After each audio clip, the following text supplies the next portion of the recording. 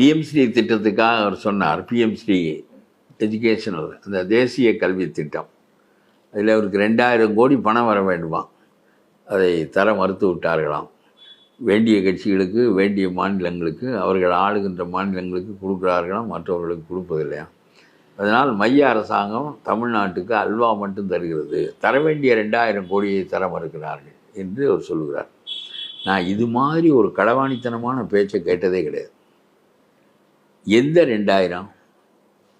உனக்கும் அவர்களுக்கும் எப்படி வரி பகுக்கப்பட வேண்டும் என்பதற்கு அதற்கெல்லாம் நிதி கமிஷன்கள் இருக்கின்றன, அதற்கேற்ப பகுக்கப்படுகிறது.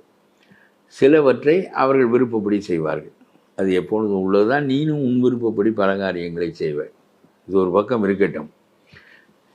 தேசிய கல்விக் கொள்கையை இந்தியா முழுவதும் நிறைவேற்றுவதற்காக பிஎம்ஸ்ரீ ஃபண்ட் என்று ஒன்றை உருவாக்கினார்கள். எப்படி நவோதயாவோ, எப்படி கேந்திரிய வித்யாலயாவோ, அதுபோல் இந்த தேசிய கல்விக் கொள்கைக்காக ஒதுக்கப்பட்ட பணம் தான் இது.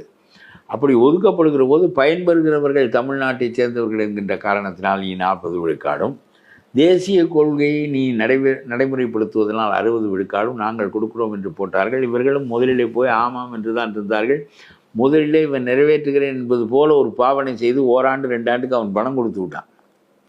பிறகு இவர்கள் போய் மறுபடியும் கேட்டபோது, இந்த கொள்கையை நிறைவேற்றினால்தான் கொடுப்போம், நீ நிறைவேற்றுவாய் என்று தானே நாங்கள் 60-40 விழுக்காடு என்ற பாகுபாடெல்லாம் எந்த கொள்கையை நிறைவேற்றுவதற்கு, உன் கொள்கையை நிறைவேற்றுவதற்கு நான் இதற்கு 60 பங்கு கொடுக்க வேண்டும். உன்னுடைய நாட்டிலே வரி வசூல் செய்து 48,000 கோடி